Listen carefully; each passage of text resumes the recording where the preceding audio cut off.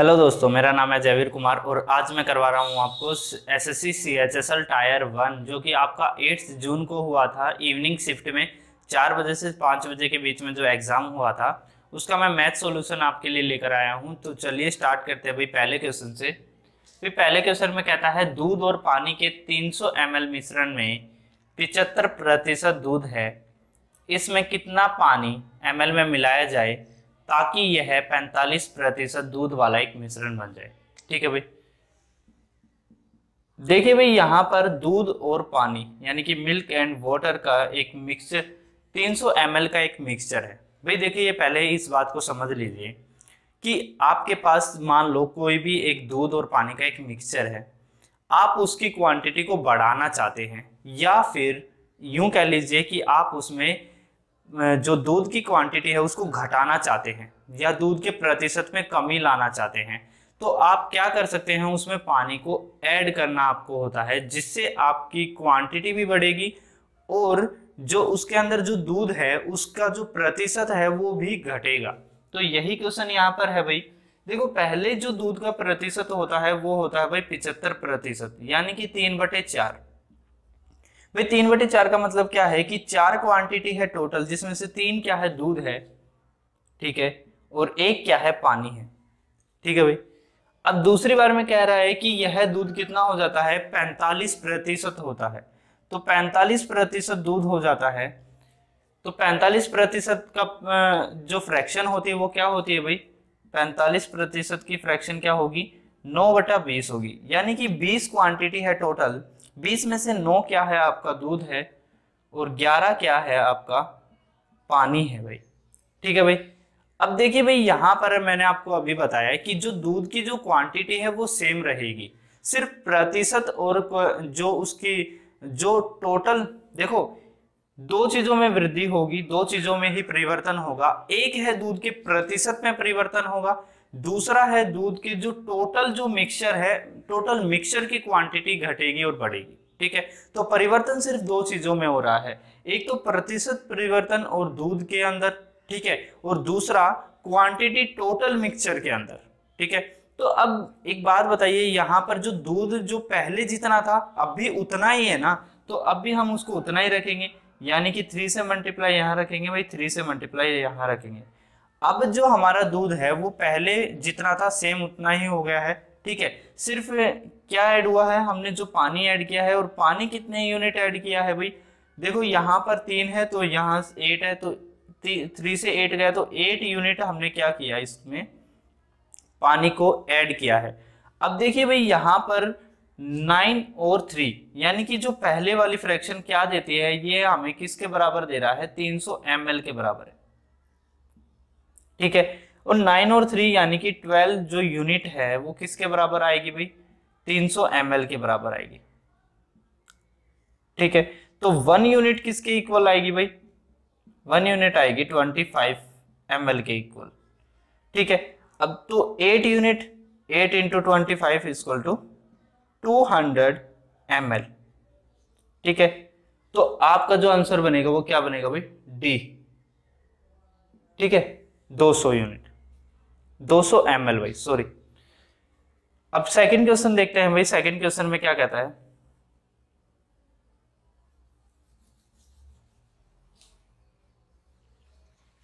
भाई second question में कहता है कुमार का वेतन 30,000 प्रति माह है और इसका जो 25% भोजन पर और किराए पर और शेष का 20% शिक्षा पर खर्च करता है। वह अपने कुल वेतन का 5% आय के रूप में भुगतान कर देता है और इन तीनों कटौती के बाद उसके पास 8,000 रुपए की बचत करता है।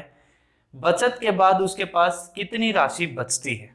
ठीक है भाई, अब देखिए भाई यहाँ पर मैं क्या करता हूँ, इस 30,000 को 300 कर लेता हूँ, यानी कि 100 से डिवाइड कर लेता हूँ, ताकि मेरी कैलकुलेशन जो है वो थोड़ी सी आसान हो जाए। ठीक है भाई, आप ऐसा कर सकते हैं। अगर आप यहाँ 3,000 में, देखो ये रुपए दे रखे हैं और ये भी रुपए दे रखे हैं, अगर यहाँ 100 से डिवाइड करके लिखेंगे तो यहाँ भी 100 से डिवाइड करना पड़ेगा। ठीक है, बाद में जो रिजल्ट आएगा उसमें हम 100 से मल्टीप्लाई करेंगे और अपना आंसर लिखेंगे। अब देखिए भाई 300 रुपये मैं मान लेता हूँ कि 300 रुपये का पहले क्या करता है भाई, 25% भोजन पर खर्च करता है। फिर भोजन पर खर्च किया 75 रुपए, ठीक है। अब कहता है शेष का 20%। अब शेष कितना बच गया भाई, देखो 75 इसमें से माइनस करेंगे तो 225। कहता है शेष का मैंने 20% किस पे खर्च किया भाई, शिक्षा पर। तो यानी कि 45 रुपए उसने क्या किए, शिक्षा पर खर्च किए, ठीक है। अब कहता है अपने कुल वेतन का 5%। तो कुल वेतन कितना भाई, 300 रुपए, 300 रुपया 1/5, सॉरी 1/20, यानी कि 15 रुपए किस पे खर्च करता है भाई, आयकर के भुगतान, आयकर के रूप में भुगतान कर देता है। अब कहता है कि इन तीनों कटौती के बाद भी उसके पास 8,000 रुपए, 8,000 यानी कि मैंने बताया था ना 80 रुपए की बचत करता है। तो तीनों को तो करता ही करता है, उसके साथ साथ 80 रुपए की और क्या कर लेता है, बचत कर लेता है, ठीक है भाई। अब इसको कैलकुलेट करेंगे तो यहाँ आएगा 5 और यहाँ आएगा 21, ठीक है। अब कहता है कि उसके पास कितनी धनराशि बचती है। तो देखो भाई पहले कितने रुपए थे हमारे पास, 300 रुपए थे, ठीक है। 300 रुपए में से 215 क्या कर लेता है, वो इस्तेमाल कर लेता है, बचे कितने हमारे पास 85 रुपए, ठीक है भाई 85 रुपए। अब देखो यहाँ पर सब में 100 से इसको डिवाइड किया था, इसको भी डिवाइड किया था, तो इसको 100 से क्या कर ले, मल्टीप्लाई कर लेते। तो यानी कि 85 रुपए अब उसके पास क्या बच गए, बैलेंस बच गए भाई, ठीक है भाई। अब तीसरा क्वेश्चन देखते हैं भाई।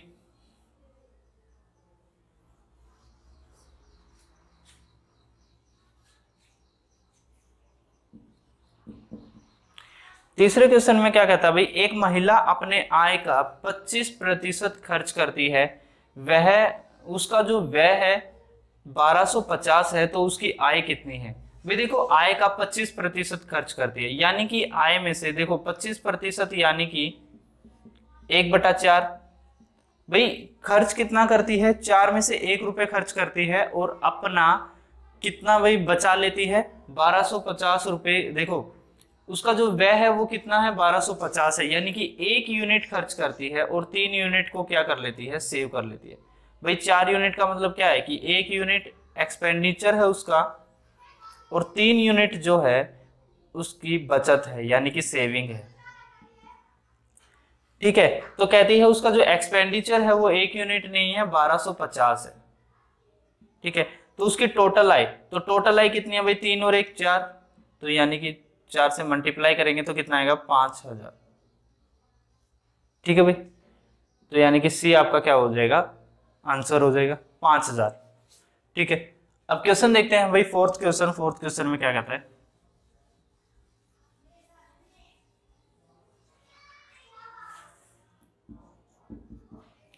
फोर्थ क्वेश्चन में कहता है यदि प्रिया और रेनू एक काम को 12 घंटे में पूरा कर सकती हैं और प्रिया अकेले उस काम को 18 घंटे में पूरा कर सकती है, तो रेनू उस काम को कितने घंटे में पूरा करेगी। तो देखो भाई प्रिया और रेनू उस काम को 12 घंटे में पूरा करती है, ठीक है। और कहते हैं कि प्रिया अकेले उस काम को कितने घंटे में कर लेती है, 18 घंटे में पूरा कर लेती है। अब तो वो काम कितना होगा भाई, 36 होगा, दोनों का एलसीएम होगा। तो यानी कि इनकी जो कार्य क्षमता है वो कितनी आ जाएगी भाई, इसकी कार्य क्षमता 2 है, इसकी कार्य क्षमता 3 है। अब देखो भाई 3 में प्रिया भी शामिल है, ठीक है। तो और प्रिया की अकेले की कितनी है, 2, तो रिया की कितनी आ गई भाई, रेणु की कितनी आ गई भाई, 1, ठीक है, कार्य क्षमता। अब देखिए भाई यहाँ पर रेणु अकेले उस काम को कितने घंटे में पूरा करेगी, तो अगर 1 की स्पीड से करेगी यानी कि 1 की कार्य क्षमता से करेगी, तो यानी कि 36 आवर्स लगेंगे उसको, ठीक है भाई। तो आपका आंसर क्या हो जाएगा, सी। अब क्वेश्चन देखते हैं भाई 5 क्वेश्चन।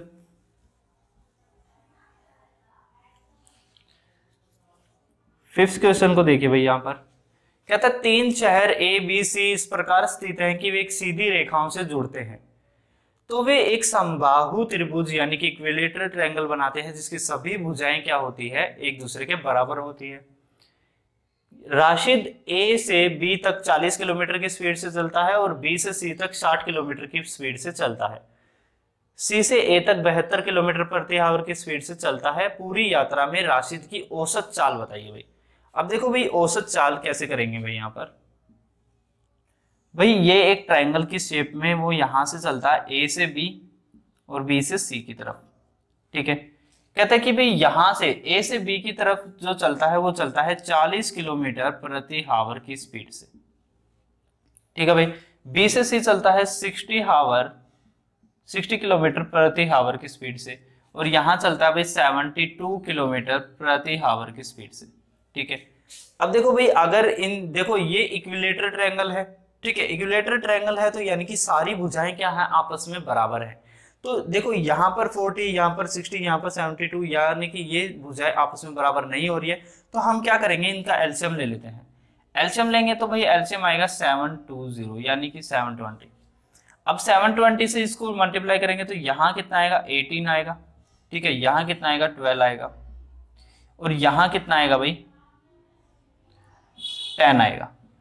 अब देखिए भाई, जो दूरी है यानी कि डिस्टेंस है वो कितना हो जाएगा, 720 इधर, 720 इधर, 720 इधर, ठीक है। तो यानी कि 720 इंटू 3, 3 साइड। और औसत चाल निकालने के लिए मैंने आपको बता रखा है कि औसत चाल में हम क्या करते हैं, जो यूनिट्स हैं उनको आपस में क्या कर देते हैं, प्लस कर देते हैं। तो देखो यहाँ कितने किलोमीटर की स्पीड से चल रहा था, 40 किलोमीटर। यहाँ सॉरी, यहाँ देखो 18 घंटे ले रहा है, यहाँ 12, यहाँ 10, तो टोटल कितने घंटे ले रहा है भाई, 18 प्लस 12 प्लस 10 घंटे, तो टोटल ले रहा है भाई 40 घंटे। तो 720 इंटू 3 बटे कितने, 40, तो 4 से इसको करेंगे, 4 से 18 आएगा, ठीक है। औसत चाल आ जाएगी आपकी 54 किलोमीटर प्रति हावर, ठीक है भाई। औसत चाल आएगी आपकी 54 किलोमीटर प्रति हावर। देखिए भाई, हमें क्या है, हमें साइड्स दी नहीं गई है, हमें सिर्फ स्पीड दी गई है। स्पीड से हम क्या करेंगे, जब भी सभी साइड्स एक दूसरे के इक्वल ही है तो उनका एलसीएम ही सभी के इक्वल ला सकता है। हमने एलसीएम लेकर, एलसीएम जो है इसका 720 आया है। 720 से हम इसको जब डिवाइड करेंगे तो 10 हावर लगेंगे यहाँ पर इसको, ठीक है। यहाँ पर लगेंगे 12 हावर, यहाँ लगेंगे 18 हावर, ठीक है भाई। अब सबकी डिस्टेंस हमें पता ही है, 720 इंटू 3, और सबकी स्पीड भी हमें पता चल गई कि भाई 18 की स्पीड से चलेगा, ये 12 की, और ये 10 की स्पीड से चलेगा। सबकी स्पीड को प्लस करेंगे और अपना यानी कि 54 किलोमीटर जो है एवरेज आ जाएगी सभी की, ठीक है। अब क्वेश्चन पर देखते हैं भाई, 6th क्वेश्चन।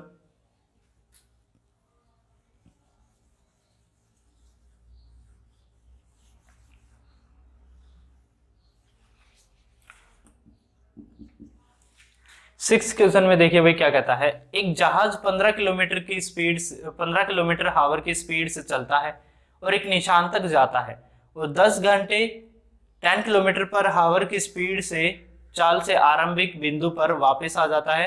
पूरी यात्रा में जहाज की औसत चाल बताइए। भाई यहाँ भी औसत चाल बतानी है हमें।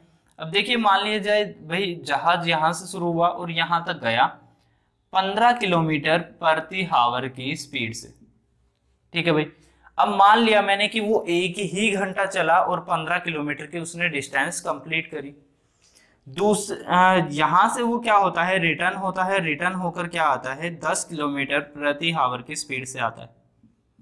अब देखो, जहां पर वो 15 किलोमीटर की स्पीड से यानी कि 1 घंटे में 15 किलोमीटर पहुंचा है, वहां से रिवर्स होते हुए वो 10 किलोमीटर पहुंचता है 1 घंटे में। अब देखो, आगे 5 किलोमीटर और चलाने के लिए मुझे, भाई 10 किलोमीटर तो आ गया 1 घंटे में, अब क्या करना है, मुझे 5 किलोमीटर और चलाना है। तो 5 किलोमीटर और चलाना है तो भाई इसका मतलब 30 मिनट और चाहिए होंगी। भाई यही तो स्पीड है ना, यहाँ 10 किलोमीटर चलने में 1 घंटा ले रहा है, तो यहाँ 5 किलोमीटर और चलने में 30 मिनट और लेगा। तो यानी कि टोटल हावर कितने लिए जा रहे हैं भाई, 1 घंटा यहाँ लिया, ठीक है, और 1 पॉइंट यानी कि 130 हावर यहाँ लेता है भाई, यानी कि टोटल कितने, 2.5 घंटे लेता है भाई, 2.5 आवर टोटल लेता है। डिस्टेंस कितनी है भाई, डिस्टेंस आपको पता है कि 15 किलोमीटर जाने की और 15 ही किलोमीटर आने की, तो यानी कि distance equal to speed into time, ठीक है। अब देखिए भाई, यहाँ पर हमें क्या निकालनी है, स्पीड निकालनी है, तो यानी कि speed equal to distance upon time. तो डिस्टेंस हमारा है 30 किलोमीटर और टाइम हमारा आ रहा है 5/2। तो 5 नीचे और 2 आ जाएगा ऊपर, तो यहां से आएगा 6, यानी कि जो हमारी चाल आएगी वो आएगी 12 किलोमीटर प्रति हावर। ठीक है, तो 12 किलोमीटर प्रति हावर हमारी क्या आ जाएगी भाई, चाल आ जाएगी। ठीक है भाई, अब 7 क्वेश्चन देख लेते हैं भाई। 7 क्वेश्चन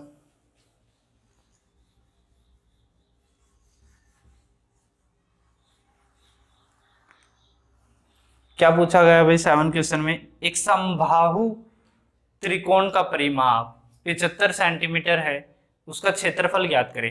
भाई समबाहु मैंने बताया समान भुजा वाला, ठीक है, यानी कि जिसकी सभी साइडें क्या है, सेम है, यानी कि ये साइड ए है तो ये भी ए है और ये भी ए है।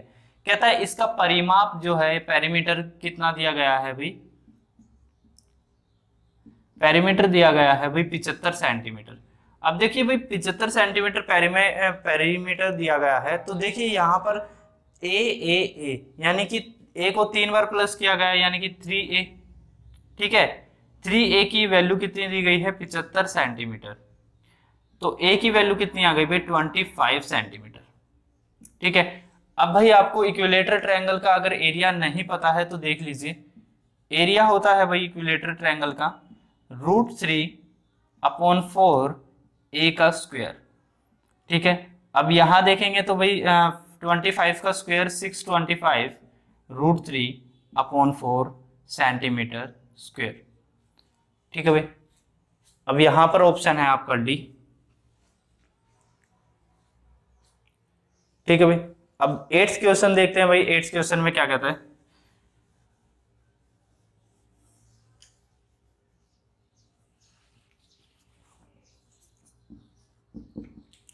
एट क्वेश्चन में कहता है भाई देखो सेक की वैल्यू दी गई है।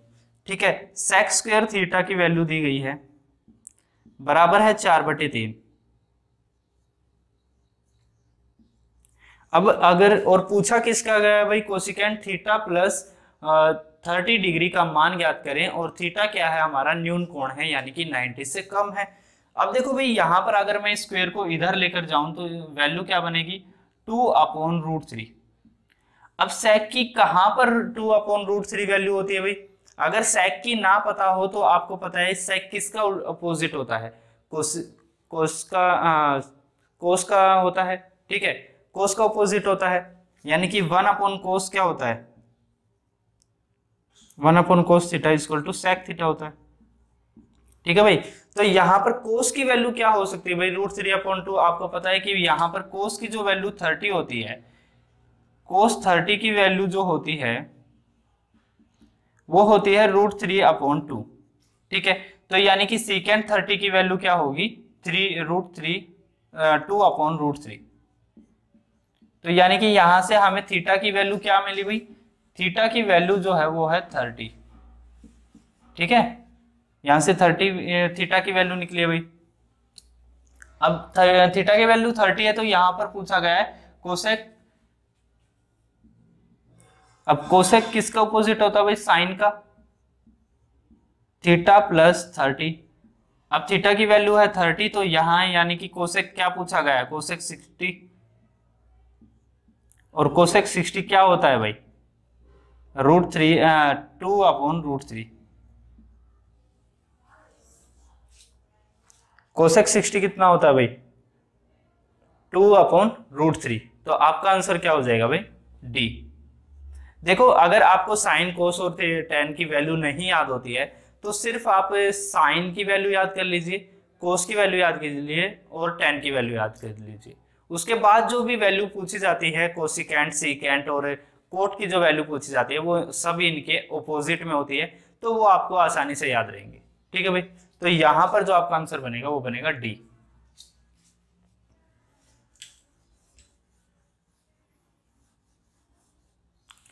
ठीक है, अब 9 क्वेश्चन देखते हैं भाई। एक कमीज का अंकित मूल्य 1200 है। ठीक है, यानी कि मार्केट प्राइस कितना दिया गया भाई, 1200 रुपए।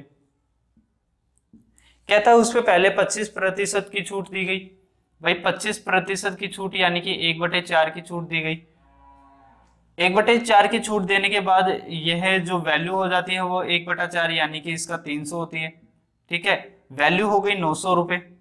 अब कहता है 900 पे फिर से 1/5 की क्या दी गई, छूट दी गई, तो यहां से आया 180। ठीक है, अब 900 में से अब कहता है कि इतनी छूट देने के बाद जो शर्ट का विक्रय मूल्य है यानी कि सेलिंग प्राइस क्या बचेगा, तो सेलिंग प्राइस क्या बचेगा भाई, 180 इसमें से फिर से माइनस करेंगे तो 720। ठीक है भाई, तो 720 उसका क्या रहेगा, सेलिंग प्राइस, विक्रय मूल्य रहेगा। ठीक है, अब 10 क्वेश्चन यहां देख लेते हैं भाई।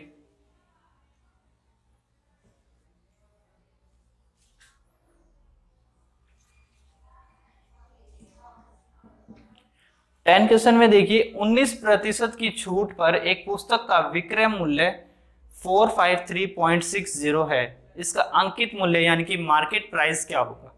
तो देखिए भाई 19% की छूट है यानी कि 19/100, यानी कि कोई चीज 100 रुपए की है, उस पर क्या दी गई है, 19% की छूट दी गई है, और वो सेल कितने में की गई है भाई, 81 रुपए में। ठीक है, यानी कि 81, आप 81 यूनिट मान लीजिए या फिर रुपए मान लीजिए यहाँ पर, क्योंकि रुपए यहाँ दिए गए हैं 453.60। ठीक है, तो 1 यूनिट आ जाएगा आपका 453.60 अपॉन 81। ठीक है, तो कहता है उसका मार्केट प्राइस क्या होगा, इनटू 100। ठीक है, यहां से पॉइंट हटेगा, यहां से 0 हट जाएंगे। ठीक है भाई, यहां से अब आप कैलकुलेट करेंगे तो 9, यहां आएगा 5040। ठीक है, यहां आएगा 560, यानी कि 560 रुपए की क्या होगा भाई, उसका जो मार्केट प्राइस होगा वो कितना होगा, 560 रुपए। ठीक है भाई, चलिए भाई 11 क्वेश्चन देखते हैं। 11 क्वेश्चन में क्या कहता है देखिए, एक संस्थान में 30 विद्यार्थियों के एक बैच ने बुद्धि परीक्षण दिया, उनमें से 20 ने औसत 75 अंक प्राप्त किए और शेष विद्यार्थियों ने 87 अंक प्राप्त किए। तो कहता है फिर विद्यार्थियों के पूरे बैच की औसत क्या है। ठीक है भाई, देखो पूरे बैच की औसत क्या रहेगी 11 क्वेश्चन में। भाई देखो 20 विद्यार्थियों द्वारा अंक कितने प्राप्त किए गए, 75। ठीक है, प्लस 10 विद्यार्थियों द्वारा कितने प्राप्त किए गए भाई, 87। अब कहता है कि टोटल 30 विद्यार्थियों की औसत क्या रहेगी। भाई औसत निकालने के लिए हम जनरली क्या करते हैं, अपने टोटल जो भी है वैल्यू दी गई है और वो वैल्यू कितने सब्जेक्ट की है या फिर कितने डिजिट की है, कितने नंबर को ऐड करना है, उनकी होती है। ठीक है, तो भाई यहां पर देखिए भाई आप टोटल नंबर कितने बने भाई, 20, जो कि 20 बच्चों ने जो टोटल नंबर लिए हैं 75 की एवरेज से, टोटल नंबर उनके बने भाई 1500। यहां पर टोटल नंबर कितने बने, 870। ठीक है, तो टोटल नंबर जो हमारे बनकर आए भाई 2370। ठीक है, अब देखो वो 30 बच्चों की बनी है भाई। ठीक है, तो 30 बच्चों की एवरेज कितनी बनेगी भाई, 79। ठीक है भाई, तो आपका आंसर क्या होगा भाई, सी यहां पर 79। ठीक है, अब छात्रों की कुल संख्या 12 क्वेश्चन है भाई, छात्रों की कुल संख्या इसमें 100 है। ठीक है, तो कहता है कि भाई यदि बी पोस्ट में डाक करने के लिए बी और सी में न्यूनतम 60% अंक आवश्यक हैं, तो बी और सी में कुल कितने छात्र अध्ययन करने के लिए पात्र होंगे। तो भाई बी और सी में कितने छात्र पात्र करने के लिए, अध्ययन करने के लिए पात्र होंगे भाई। भाई देखो यहां पर बी और सी आपको चेक करना है और 60% पे चेक करना है, यानी कि 60 प्लस यहाँ पर नंबर है, तो 20 और 26 इक्वल टू 46। तो इस क्वेश्चन में भाई नॉर्मली आपको सिर्फ देखना है, जिसकी भी पूछी जाए उसको पूछकर, और डायरेक्ट आपको दिया गया है कि इसमें यानी कि जितने नंबर होंगे वो उतने नंबर से कैलकुलेट होकर उसका आंसर आ जाएगा भाई।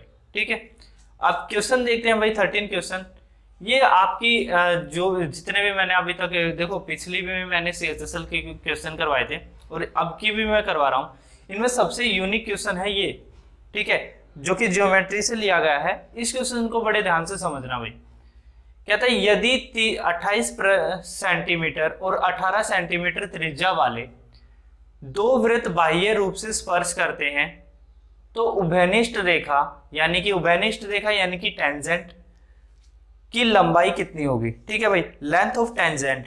अब देखो भाई, बाहरी रूप से एक दूसरे को टच कर रहे हैं तो देखो यहां पर दो वृत्त बनते हैं भाई, एक वृत्त ये है और एक वृत्त ये है भाई।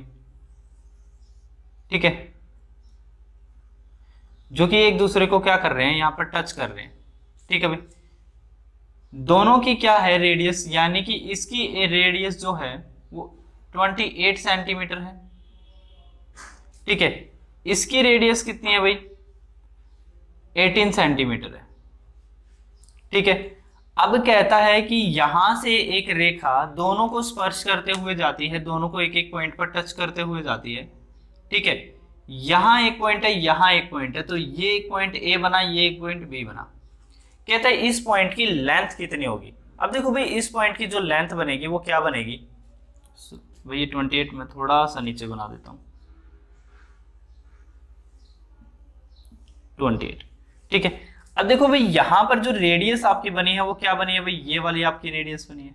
ठीक है, ये भी आपकी रेडियस है, तो ये भी कितनी होगी, 18 होगी भाई। रेडियस आपकी ये भी है यहां पर। ठीक है, तो इसकी लेंथ कितनी होगी भाई, 28 होगी।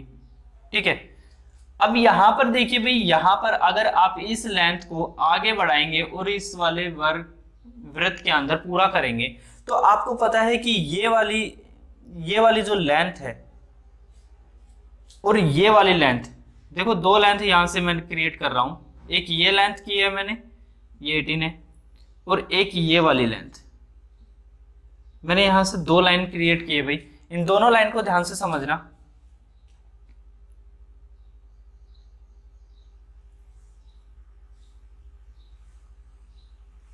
ठीक है भाई, अब देखो दोनों लेंथ की लंबाई कितनी होगी। अब आप ये एक बात याद रखना कि जो लेंथ की लंबाई यहां से यहां तक वाली मिलेगी, यानी कि अगर मैं इसे O पॉइंट मान लेता हूं तो और इसे P मान लेता हूं, तो जो PO की लंबाई मिलेगी वही A और B की लंबाई मिलेगी। ठीक है, क्योंकि ये दोनों आपस में क्या है, एक दूसरे के बराबर हैं। ठीक है, अब यहाँ पर एक बात याद रखिएगा कि जो भी टेंजेंट किसी वृत्त पर अगर कोई भी टेंजेंट हम खींचते हैं किसी वृत्त के ऊपर से, तो वो वहां पर 90 डिग्री का क्या बनाती है, कोण बनाती है। ठीक है, तो यहाँ भी 90, यहाँ भी 90। ठीक है भाई, अब यहाँ पर देखिए भाई, यहाँ 90 है तो यहाँ भी क्या बनाया होगा, इसने 90 बनाया होगा, और यहाँ भी क्या बना है, 90 बना है। आपको पता है ना कि ये एक क्या बन गया है, एक तरीके से रेक्टेंगुलर बन गया है। ठीक है, यहाँ अब जो इसकी जो लेंथ रहेगी वो 18 हो जाएगी और बची हुई 10, टोटल लेंथ आपको पता है कि 28 है। 28 में से देखो 18 अगर इसकी लेंथ है तो 18 इसकी भी लेंथ है। ठीक है, बची हुई 10 इसकी लेंथ हो जाएगी। अब देखो यहाँ पर नीचे भी अगर यहाँ 90 बना है तो यहाँ भी क्या बनेगा, 90 डिग्री का एंगल बनेगा। ठीक है, अब एक बात आप देखना कि यहां से यहां तक की लंबाई कितनी होगी भाई। अब आपको पता है कि रेडियस तो ये भी है और रेडियस तो ये भी है इसकी, इस वाले वृत्त की जो रेडियस हो ये है, तो ये 18, और इस वाले वृत्त की जो रेडियस है वो भी यही है, तो ये भी 28। ठीक है ना, तो रेडियस की जो लंबाई है वो तो जो दी गई है वो वही है। ठीक है, सेम। अब आपके पास क्या बन गया, एक ट्रायंगल बन गया नीचे। ठीक है, और ट्रायंगल भी कौन सा बन गया, समकोण बन गया है, 90 डिग्री वाला एक ट्रायंगल बन गया, जहां पर यहाँ पर एक 90 डिग्री है। ठीक है, 10 आपकी क्या बन गई है यहाँ पर, बेस। ठीक है, अब देखो 18 प्लस 28 आपका यानी कि 46 आपकी क्या बन गई है, हाइपोटेन्यूज। ठीक है, और आपको निकालना है परपेंडिकुलर। अब आपको परपेंडिकुलर निकालना आता ही है कि आप क्या करेंगे, हाइपोटेन्यूज यानी कि 46 के स्क्वायर से माइनस करेंगे किसको, 10 का स्क्वायर। ठीक है, तो ये आपका क्या बन जाएगा, हाइपोटेन्यूज यानी कि परपेंडिकुलर का स्क्वायर। ठीक है, अब ये स्क्वायर इधर जाकर स्क्वायर रूट में चेंज होगा।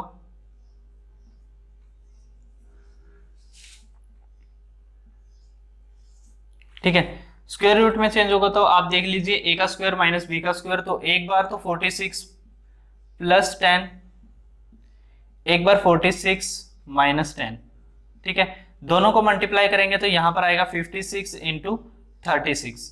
ठीक है, दोनों को कैलकुलेट करेंगे तो आपका जो आंसर आएगा वो आएगा 2016, ठीक है, यानी कि 2016 आएगा, वो भी स्क्वायर रूट के अंदर, ठीक है। अब देखिए भाई यहाँ पर जो आंसर दिए गए हैं वो सेंटीमीटर में दिए गए हैं, यानी कि आपको इस वैल्यू को थोड़ा सा और सोल्व करने की जरूरत पड़ेगी। अब देखिए यहाँ पर 2016 है, 2016 से अगर आप बाहर निकालेंगे तो बाहर आएगा 12√40, ऐसे आपका आंसर आएगा, ठीक है। यानी कि इससे आप अगर बाहर निकालेंगे तो आपको पता है ना कि बाहर कैसे निकलते हैं भाई, आप क्या करेंगे, इसका एलसीएम टाइप लेते चलिए, ठीक है। तो 2016 से यहाँ से 4504, ठीक है, फिर से 4 1 2 और 6, यहाँ आएगा 3, यहाँ 4 और यहाँ पर 2, ठीक है। तो यहाँ पर भी 3, यहाँ 24 14, यहाँ पर 2, यहाँ 7, यहाँ 7, यहाँ 1। अब यहाँ पर देखिए कि भाई जो पेयर निकल रहे हैं उनके अंदर से एक एक बाहर निकल जाएगा। तो यहाँ से 4 बाहर निकला, 3 बाहर निकला, ठीक है, और 2 और 7 क्या रह गई, अंडर रूट के अंदर रह गई, तो 14 रह गई, ठीक है भाई। तो यही वैल्यू मैंने यहाँ पर बना दी है। अब इस वैल्यू को क्या करना है, आपको कैलकुलेट करना है और सेंटीमीटर में कैलकुलेट करना है। अब देखिए सेंटीमीटर में कैलकुलेट करने के लिए आपको इनकी एग्जैक्ट वैल्यू पता होनी चाहिए। अगर यहाँ पर रूट में ना निकलकर कोई डायरेक्ट वैल्यू आ जाती तो आप डायरेक्ट वैल्यू यहाँ पर क्लिक कर लेते, ठीक है। अब आपको क्या करना है कि √14 की जो वैल्यू है वो एक कैलकुलेट करनी पड़ेगी। तो √14 की वैल्यू अगर आप कैलकुलेट करना चाहते हैं तो भाई कैसे करेंगे। √14 की वैल्यू आपको पता है कि √14 से छोटी वैल्यू क्या है, 3 है, यानी कि 3 का स्क्वायर है, ठीक है। जो √14 है वो किसके बीच में आता है, 3 के स्क्वायर में और 4 के स्क्वायर में बीच में आता है, ठीक है भाई।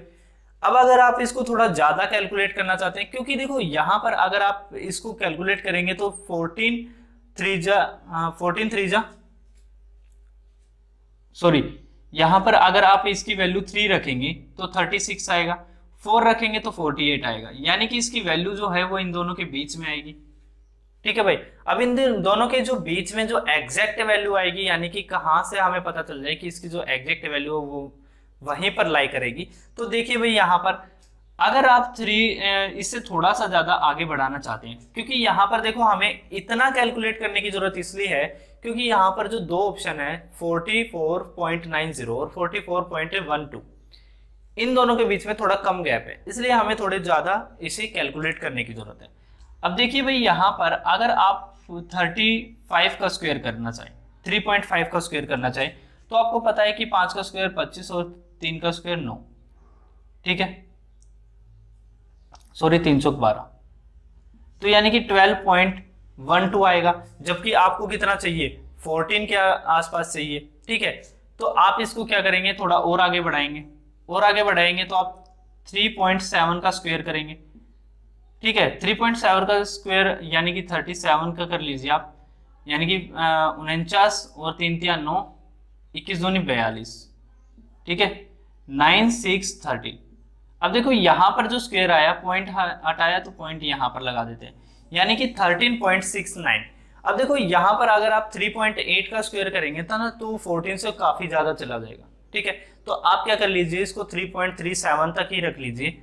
अब आपको जो मेन जो आपको कार्य करना है वो क्या करना है, यानी कि 14 की वैल्यू जो है हमने एक एज्यूम कर ली कि 14 की जो वैल्यू है, √14 की वैल्यू वो 3.7 से थोड़ा सा ज्यादा है, ठीक है। तो 3.7 ही मान लेते हैं, तो 3.7 से यहाँ पर हम कैलकुलेट करते हैं, तो यहाँ पर आएगा, देखो 12 7 जा 84, यानी कि 4 यहाँ पर आया, ठीक है, 8 आया, 12 3 जा 36 और 8 44, तो यानी कि जो हमारा जो आंसर आएगा यानी कि 44.4 समथिंग आएगा, ठीक है। अब देखिए यहाँ पर हमारे पास दो ऑप्शन है, यहाँ पर 44.12 है, तो आपको पता है कि 12 से तो ज्यादा ही बन रहा है, तो ज्यादा बन रहा है तो हमारा आंसर क्या बन जाएगा, बी, ठीक है। देखो भाई इस क्वेश्चन के अंदर थोड़ी सी कैलकुलेशन तो बनती है, क्योंकि ये जो कैलकुलेशन है ये इन्होंने ज्यादा खुद ही है कि भाई इतनी ज्यादा तो हमें करनी ही पड़ेगी। इसके अलावा मैं आपको एक और ऑप्शन दे देता हूं कि आपको यहां तक यानी कि इस वैल्यू को निकालने की इतनी ज्यादा जरूरत नहीं पड़ेगी। आप एक फॉर्मेट लिख सकते हैं जब भी आपको ऐसी टेंजेंट की वैल्यू निकालनी पड़े, यानी कि इस टेंजेंट की अगर आपको वैल्यू निकालनी पड़ती है, तो आप वहां पर एक फॉर्मूला लगा सकते हैं और फॉर्मूला लगाकर डायरेक्ट आप 2016 निकाल सकते हैं। 2016 कैसे निकाल सकते हैं भाई? जो ए और बी की वैल्यू आप, यानी कि ए और बी की जो अगर वैल्यू अगर आपको निकालनी पड़ती है, तो आप लिख लीजिए 2√a एंड b, यानी कि छोटी आर और बड़ी आर, सॉरी भाई, बड़ी आर और छोटी आर की मल्टीप्लाई और स्क्वायर रूट करना है, यहाँ पर 2 रखना है। ठीक है, तो जो भी उनका कैलकुलेशन आएगी, देखिए मैं करके भी दिखा देता हूँ यहाँ पर। देखो बड़ी आर कितनी रखनी है भाई 28 इंटू छोटी आर कितनी है भाई हमारी 18। ठीक है, इनको मल्टीप्लाई करना है और बाहर कितना रखना है भाई 2 को। ठीक है, अब देखो इनको कैलकुलेट करेंगे तो यहां आएगा 504। ठीक है, यहां रहेगा 2। अब देखो 2 अंदर जाकर क्या हो जाएगा 4 हो जाएगा, और 4 यानी कि यहां पर कितनी हो जाएगी फिर √504 इंटू 4। ठीक है, तो वही आया √2016। यानी कि अब आपको किसी हाइपोटेन्यूस लेने की या कुछ भी लेने की जरूरत नहीं है, आप डायरेक्ट ए बी की जो वैल्यू है वो 2 बड़ी आर और छोटी आर रख सकते हैं।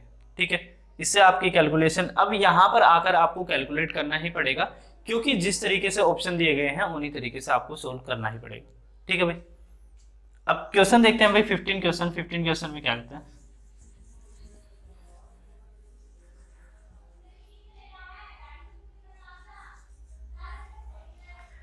भाई। 15 क्वेश्चन में क्या कहता है भाई, यहां पर थे 5/3।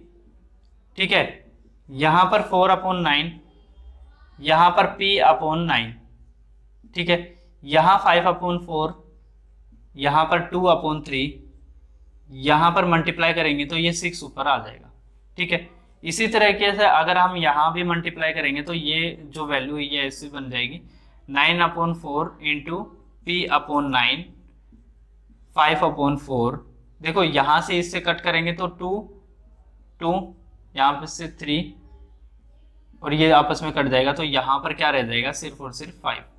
ठीक है, यहाँ से 3, यहाँ से 3।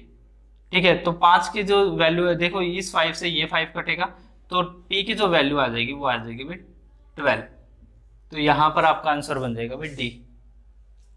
ठीक है भाई, अब 14 क्वेश्चन देखते हैं भाई। 14 क्वेश्चन में क्या कहता है, सॉरी हाँ 14 क्वेश्चन भाई, यहाँ पर मैंने 15 लिख दिया था गलती से, टेबल नहीं आती इसलिए। तो 14 क्वेश्चन देख लेते हैं भाई। 14 क्वेश्चन में क्या कहता है, निम्नलिखित तालिका 2015 से 2020 की अवधि के लिए 4 निर्माताओं की कारों की बिक्री को दर्शाती है। सभी आंकड़े जो हैं वो थाउजेंड्स के अंदर हैं। तो कहता है 6 वर्षों में 2015 से 2020 तक की पूरी अवधि में कारों की जो कुल बिक्री है, कुल सेल्स है, वो कितनी है। टोटल सेल्स आपको बतानी है भाई। तो देखो टोटल सेल्स के से पहले आप एक चीज यहां पर देख सकते हैं। एक तो ऑप्शन देखो, एक तो ऑप्शन आपके पास ये है कि आप सभी को कैलकुलेट करें और कैलकुलेट करके उसका आंसर लिख दें। ठीक है, दूसरा ऑप्शन क्या है कि यहां पर आप यूनिट डिजिट चेक कर सकते हैं। देखो 1000 तो सबके पीछे है ही है, तो 1000 को हटा दीजिए 1 मिनट के लिए, उसके बाद आप यूनिट डिजिट चेक करिए। यहाँ पर यूनिट डिजिट 3 है, यहाँ 0 है, यहाँ 1 है, यहाँ 2 है, यानी कि सारे के सारे यूनिट डिजिट है वो अलग अलग है। तो आप क्या करिए, अगर अलग अलग हैं तो आप सिर्फ यूनिट डिजिट को ऐड कर लीजिए। तो यूनिट डिजिट को ऐड करेंगे तो यहाँ आएगा 18 यानी कि 8, यहाँ आएगा 9 और यहाँ पर आएगा 21, तो यहाँ आएगा भाई 1, यहाँ आएगा 8 और 4 12 यानी कि 2। ठीक है, यहाँ आएगा 5 और यहाँ पर आएगा 2 2 4 और 8 और 10। ठीक है, और यहाँ पर आएगा 7। ठीक है, लास्ट वाले रो में आएगा 7। अब इसको आप कैलकुलेट करेंगे तो यूनिट डिजिट आपकी बनेगी 3। तो यूनिट डिजिट 3 एक के अंदर ही है, तो आपका आंसर क्या बन गया भाई डी। ठीक है भाई, अगर यूनिट डिजिट सबकी अलग अलग है तो आप इस तरीके से कर सकते हैं। अदरवाइज अगर सबका मान लो यहाँ पर एक और ऑप्शन में 3 दिया होता तो आपको सबको कैलकुलेट करना पड़ता, सबको ऐड करना पड़ता। ठीक है भाई, अब 16 क्वेश्चन देखते हैं भाई। 16 क्वेश्चन में देखिए क्या कहता है, निम्न पाई चार्ट 3 व्यक्तियों के बीच 36 कंचों का वितरण दर्शाती है। यानी कि देखो टोटल 36 कंचे हैं हमारे पास, ठीक है, जो कि कितने को दर्शाती है, देखो यहाँ पर 180 यानी कि 360 डिग्री, ठीक है। तो यानी कि 36 जो कंचे हैं वो किसको दर्शाते हैं, 36 डिग्री 360 डिग्री को दर्शाते हैं भाई। तो यानी कि 1 कंचा किसको दर्शाएगा, 10 डिग्री को दर्शाएगा भाई, ठीक है। अब यहाँ पर कहता है कि माधुरी के पास कंचों की संख्या कितनी है, तो माधुरी क्या है भाई, 180 डिग्री है यहाँ पर, तो 180 डिग्री यानी कि अपॉन 10 यानी कि 18 कंचे, कितने 18 कंचे हैं भाई माधुरी के पास, ठीक है। तो इसका आंसर क्या हो जाएगा, ए हो जाएगा, ठीक है भाई। चलिए भाई अब 17 क्वेश्चन देखते हैं। देखिए 17 क्वेश्चन में क्या कहता है, 13 मीटर लंबे, 7 मीटर चौड़े और 3 मीटर ऊंचे घनाभ के विकिरण की लंबाई ज्ञात करें। भाई क्यूबॉइड की हमें लेंथ पता करनी है डायगोनल की, ठीक है। तो एक जो क्यूबॉइड होता है वो इस आकार में होता है,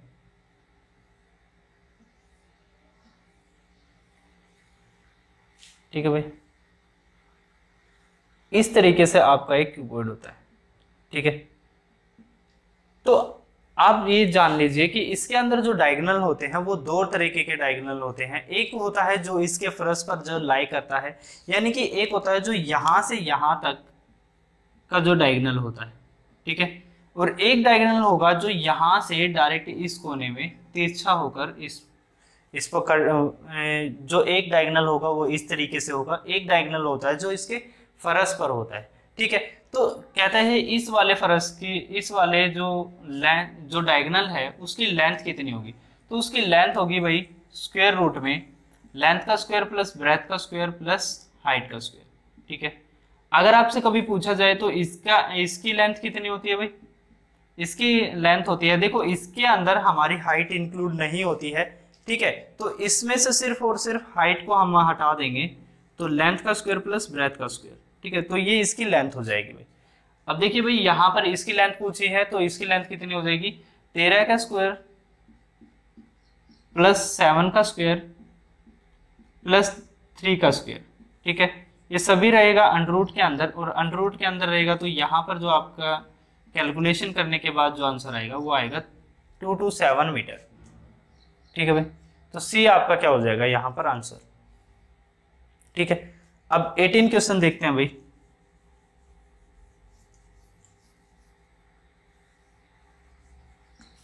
देखिए भाई 18 क्वेश्चन में, यदि x की क्यूब प्लस y की क्यूब इक्वल टू दिया गया है 4 1 6 और दिया गया है x plus y equal to 8, तो x की 4 प्लस y की 4 का मान ज्ञात करना है हमें।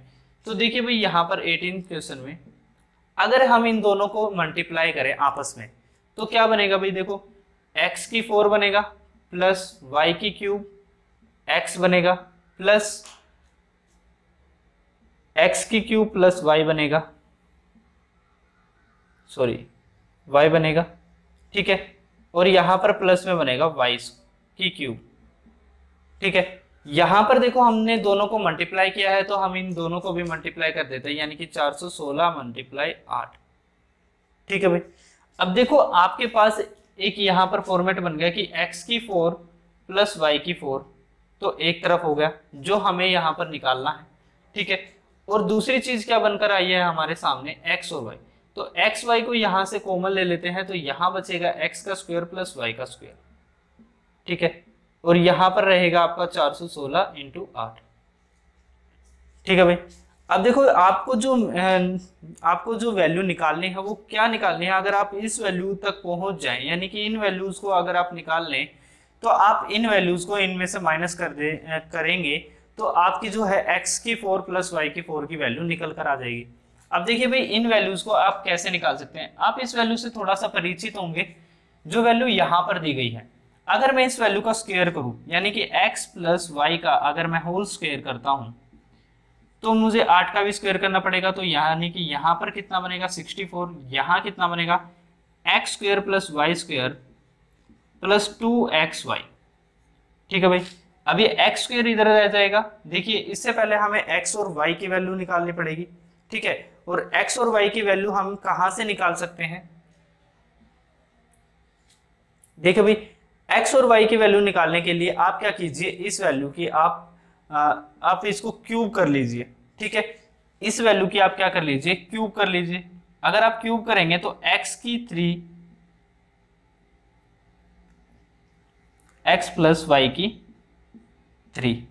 ठीक है, तो यहां पर भी कितना आ जाएगा, 8 की भी 3 करनी पड़ेगी। ठीक है भाई,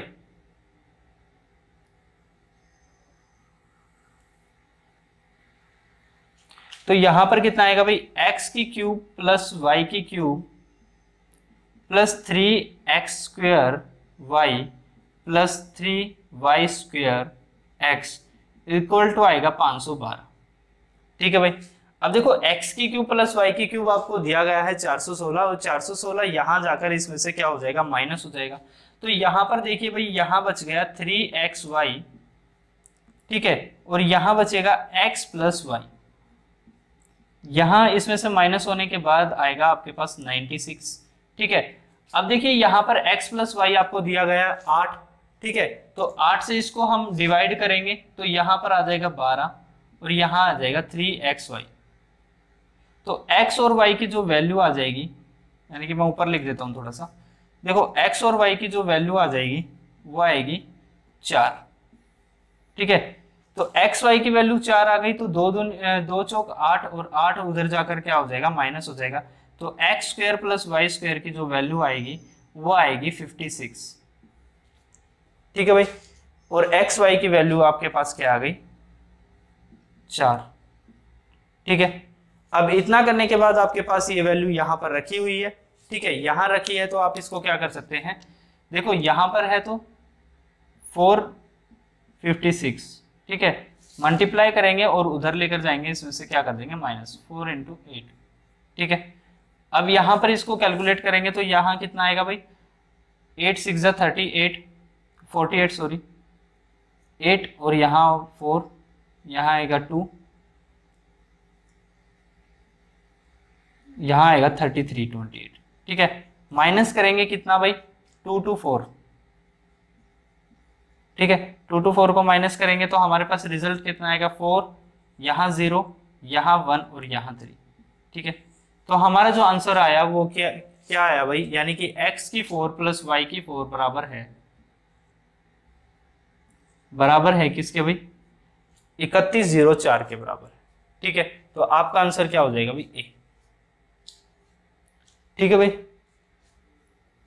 अब क्वेश्चन देखते हैं भाई, 19 क्वेश्चन। 19 क्वेश्चन में क्या कहता है,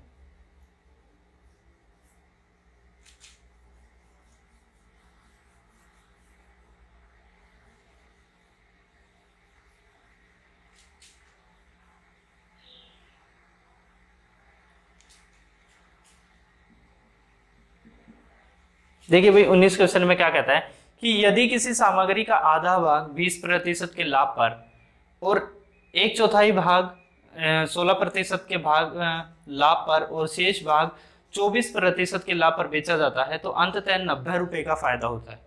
तो उस सामग्री का क्रय मूल्य क्या था, यानी कि उस कॉस्ट प्राइस क्या था उसका। ठीक है, अब देखिए भाई, मैं मान लेता हूं कि 100 यूनिट था टोटल, जो भी हमारा प्रोडक्ट था वो 100 यूनिट के अंदर था। ठीक है, कहता है उसका आधा भाग यानी कि 50 यूनिट जो है वो 20% के लाभ पर बेची, यानी कि 5 की चीज थी 6 में बेच दी। देखो 5% का जानते हो भाई, 5/6 यानी कि 20% क्या होता है भाई आपका 1/5, यानी कि 5 की चीज थी 6 में बेच दी। अब देखो चीज कितने की है, 50 की है, तो यहां भी कितना हो जाएगा, 10 गुना, यानी कि 60 हो जाएगा यहाँ पर। ठीक है, अब दूसरी जगह, अब दूसरे पर चलते हैं। यहां पर कहता है कि 1/4 भाग जो है वो 16% लाभ पर बेचा, तो इसका 1/4 कितना होगा, 25 यूनिट। ठीक है, अब देखो 25 यूनिट जो है कितने लाभ पर बेची है भाई, 16% के लाभ पर बेची है। तो 16% को हम क्या लिख सकते हैं, 4/25, यानी कि कोई चीज 25 रुपए की थी, वो कितनी उस पर 4 रुपए का लाभ कमाकर 29 रुपए की बेची। ठीक है, तो यानी कि 25 रुपए की चीज 29 रुपए की सेल की। ठीक है, अब देखिए यहाँ पर 1 यूनिट यानी कि 1 रेशो बराबर 1 यूनिट, तो यहाँ भी कितना आ जाएगा 29 रुपीज। ठीक है। अब कहता है तीसरे में कि शेष भाग को उन्होंने 24% लाभ पर बेचा। अब देखो शेष लाभ कितना बचा भाई, 25 यूनिट बची है। ठीक है, अब 25 यूनिट को भी कितने में बेच दिया, 24%। तो 24% कितना होता है, 6/25। ठीक है, तो यानी कि 25 रुपए की चीज थी, 31 रुपए में बेच दी। ठीक है भाई, अब देखो यहां पर 25 रुपए की चीज प्रॉफिट कमाकर 31 रुपए में सेल की। ठीक है, तो यहां भी कितने रुपए आ जाएगा भाई, यहां भी आ जाएगा 31 रुपए। ठीक है, यहां 29, यहां 30। अब देखो भाई मैं बीच में से इनके जो हमने रेशियो ले रखे हैं उनको मैं हटा देता हूं। ठीक है, रेशियो को मैंने हटा दिया। अब देखो यहां पर जो यूनिट हमारा जो सामान है वो टोटल 100 रुपए का था और कितने का सेल हुआ, 120 का। ठीक है, 100 रुपए की चीज कितने में सेल हुई, 120 में। अब कहता है कि लास्ट में अंततः 90 रुपए का लाभ हुआ और उस सामग्री का क्रय मूल्य बताइए। देखिए कहता है कि 90 रुपए का फायदा नहीं हुआ मुझे, 100 रुपए यानी कि 20 यूनिट का फायदा नहीं हुआ मुझे हुआ 90 रुपए का फायदा। तो 20 यूनिट बराबर है 90 रुपए, तो 1 यूनिट बराबर है 4.5 रुपीज। ठीक है, और हमारे पास जो टोटल यूनिट थी वो थी 100, तो यानी कि टोटल यूनिट कितनी आ जाएगी भाई, यानी कि सीपी कितना आ जाएगा, कॉस्ट प्राइस तो यही होता है भाई, सीपी कितना है हमारा 450। ठीक है, तो आपका जो आंसर आएगा वो कितना आएगा भाई 450। अगर वो यहाँ पर आपका टोटल कॉस्ट यानी कि सेलिंग प्राइस पूछता तो हम 120 से इसको मल्टीप्लाई करते। ठीक है भाई, अब क्वेश्चन पर चलते हैं, 20 क्वेश्चन पर।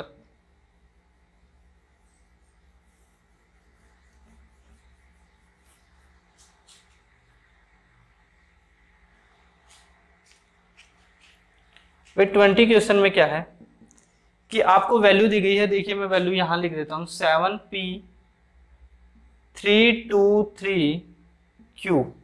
अब कहता है ये जो वैल्यू है ये परफेक्ट यानी कि 88 से पूरी तरीके से भाग है, तो P और Q की वैल्यू क्या होगी।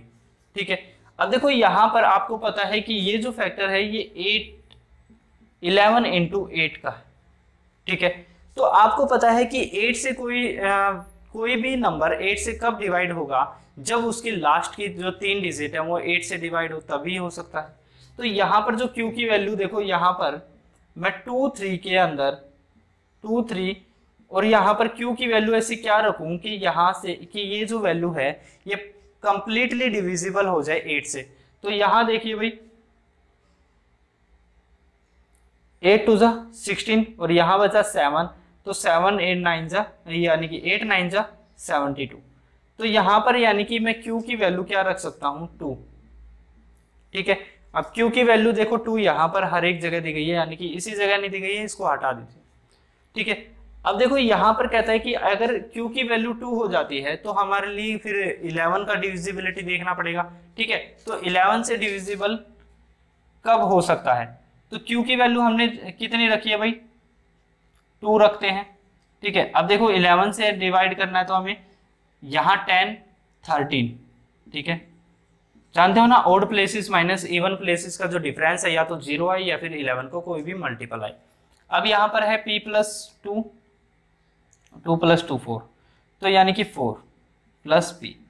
तो देखो मुझे यहाँ पर क्या करना है, P की एक ऐसी वैल्यू रखनी है जिसे इसमें प्लस करूं तो हमारा जो हमारी जो वैल्यू बने वो 13 के बराबर बन जाए। ठीक है, 13 के यहाँ पर बराबर बन जाएगी, तो यहाँ पर हम क्या रख सकते हैं भाई 9 रख सकते हैं। ठीक है, लेकिन देखो यहाँ पर 9, ठीक है भाई यहाँ पर 9 दिया गया है, तो यानी कि हम P की वैल्यू क्या रख सकते हैं भाई 9। तो 13 माइनस P की वैल्यू 9 रखेंगे तो 13 हो जाएगा, तो ये जो डिफरेंस आएगा वो क्या बन जाएगा भाई 0 बन जाएगा। तो हमारा आंसर क्या है भाई D है। ठीक है भाई, अब 21 क्वेश्चन देखते हैं।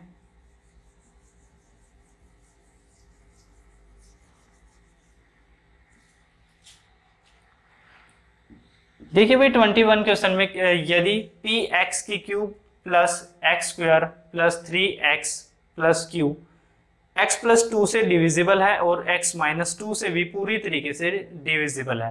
तो p और q के हम क्या वैल्यू रख सकते हैं? देखो x प्लस 2 से डिविजिबल है और x माइनस 2 से, तो हम इनमें से x की कोई भी वैल्यू रख सकते हैं। ठीक है, या तो हम x इज इक्वल टू 2 करें या फिर x is equal to minus 2 करें, तो हम x की इनमें से कोई भी वैल्यू रख सकते हैं। ठीक है, तो हम यहाँ क्या कर सकते हैं भाई, x की कोई भी वैल्यू रख लेते हैं। देखो यहाँ पर माइनस का लोचा नहीं है तो हम यहाँ 2 को रख सकते हैं। ठीक है, यानी कि हमें माइनस के आगे कोई प्रॉब्लम नहीं होगी, इसलिए हम 2 को रख लेते हैं सिंपल। तो देखो यहाँ पर आएगा 8p पहले में, यहाँ आएगा 4 प्लस यहाँ आएगा 6, यहाँ आएगा q। ठीक है, तो 8p प्लस 10 प्लस q। ठीक है, अब देखो इनका जो प्लस है वो आना चाहिए 0 के बराबर, तभी वो एक दूसरे से क्या होती है, कंप्लीटली डिविजिबल होती है। ठीक है भाई, यानी कि px क्या होना चाहिए, पूरा 0 आना चाहिए, तभी वो क्या हो सकती है, p और q की वैल्यू जो है सेटिस्फाई कर देती है। ठीक है, अब देखो यहाँ पर मैं p और q की क्या वैल्यू रखूं भाई, p और q की क्या वैल्यू रखूं कि यहाँ पर ये जो है वैल्यू ये 0 शो कर दे। तो देखो यहाँ पर कोई भी वैल्यू अगर हम माइनस में रखता हूं, अगर देखो यहाँ पर p और q की वैल्यू दी गई है, अगर मैं कोई वैल्यू माइनस में रखूंगा तो हो सकता है कि भाई कटकर यहाँ पर 0 हो जाए। तो देखते हैं भाई माइनस में, यहाँ पर मैं p की वैल्यू यहाँ पर -3, 8 इंटू -3 अपॉन 4 रख लेते हैं, प्लस 10 प्लस यहाँ पर q की वैल्यू है 4, तो यहाँ पर आ गया 14। ठीक है, यहाँ से कटेगा तो ये आएगा -6। तो ये तो वैल्यू 0 शो नहीं कर रही है, तो यानी कि ये ऑप्शन तो इसका नहीं हो सकता है भाई। ठीक है, अब दूसरा ऑप्शन चेक कर लेते हैं भाई। अब देखो दूसरा ऑप्शन हम इसलिए नहीं चेक कर सकते क्योंकि दोनों ही प्लस में है। ठीक है, तो दोनों प्लस में है तो भाई वैल्यू 0 कभी नहीं आएगी। ठीक है, अब यहाँ पर देखिए, यहाँ पर ये वाली वैल्यू जो है वो माइनस में है, तो माइनस में है तो भाई -4 यहाँ आ सकता है और 10 यहाँ आ सकता है, तो ये वैल्यू जो है 6 आएगी इधर। ठीक है, और 8p के साथ हम कोई भी चीज मल्टीपल करेंगे और उसके साथ अगर हम 6 को प्लस भी करेंगे तो भी हमारी वैल्यू जो है वो 0 नहीं आएगी।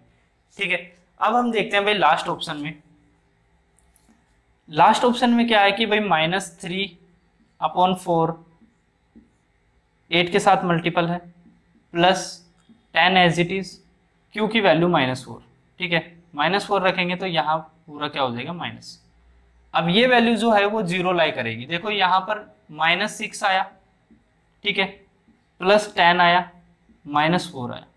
ठीक है, अब देखो माइनस माइनस क्या हो जाते हैं, प्लस हो जाते हैं, और -10 प्लस 10 क्या रिजल्ट निकलेगा, 0। तो हमारा आंसर क्या हो जाएगा भाई, डी।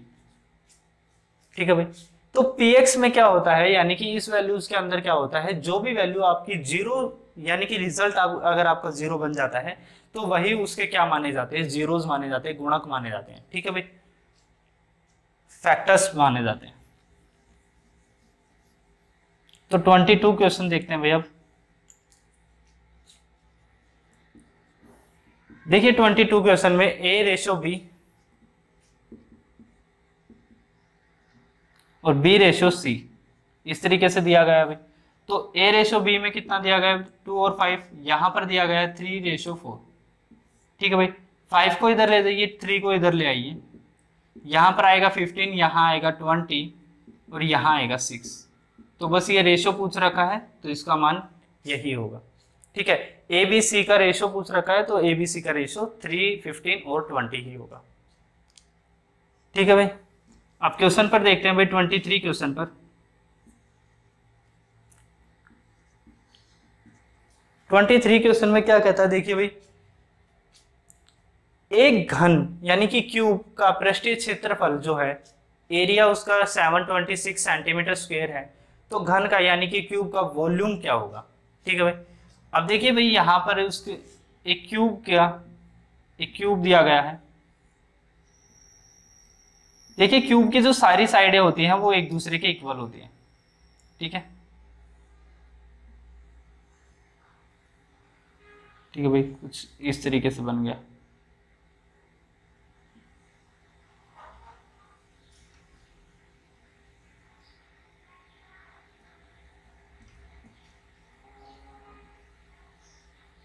ठीक है भाई, क्यूब की जो सारी साइडें होती हैं वो एक दूसरे के क्या होती है भाई, इक्वल होती हैं। तो क्यूब का जो एरिया होता है वो क्या होता है 6a², ठीक है, एरिया होता है ये। तो एरिया कितना दिया गया है भाई 726, यानी कि 6a² बराबर है किसके 726 सेंटीमीटर स्क्वायर के।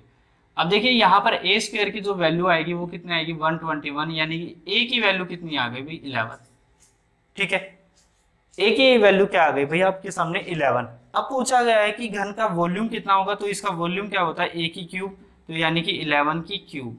11 की क्यूब क्या होती है भाई 1331 सेंटीमीटर स्क्वायर क्यूब, ठीक है भाई। तो आपका आंसर कितना हो जाएगा भाई सी, ठीक है। अब क्वेश्चन देखते हैं भाई 24 सॉरी।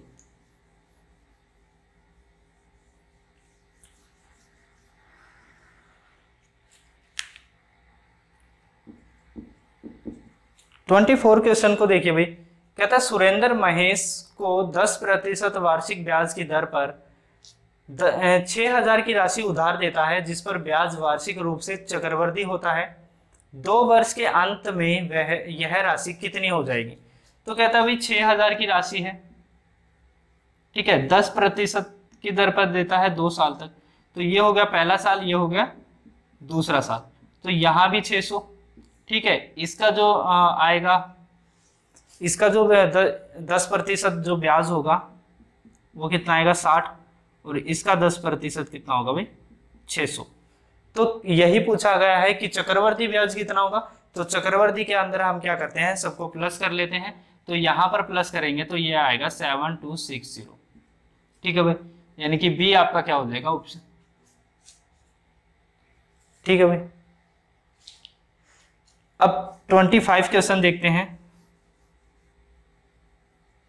देखिए 25 क्वेश्चन अगर आप देख रहे हैं तो यहां पर एक फॉर्मेट चल रहा है a की क्यूब a माइनस बी की होल क्यूब, ठीक है भाई। a माइनस बी की होल क्यूब को क्या किया गया है, यहाँ पर ओपन कर दिया गया है। तो यहाँ पर आप आंसर ऐसे बना सकते हैं कि 32 माइनस 12 की होल क्यूब, तो यहाँ पर आएगा 20 की होल क्यूब। तो 20 की होल क्यूब क्या होती है 8000, तो यहाँ आपका आंसर क्या हो जाएगा भाई बी, ठीक है भाई।